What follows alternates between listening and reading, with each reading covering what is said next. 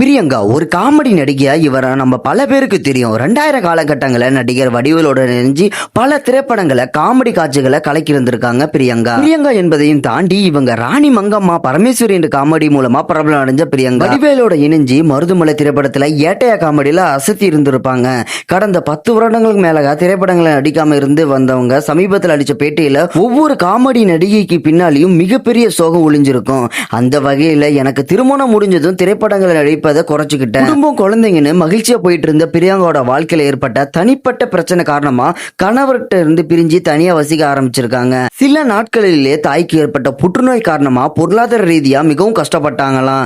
அது காரணமா தனியா போராடி தற்போது சில திரைப்படங்களை நாடகங்களையும் நடிச்சு வர்றவதான் மிகுந்த மனவேதனையோட குறிப்பிட்டிருக்காங்க காமெடி நடிகை பிரியங்கா. நம்மளை சிரிக்க வச்சு அழகு பார்த்த சில நடிகளோட உண்மையான வாழ்க்கையில மிகவும் மனவேதனையோட தான் இருந்திருக்கு.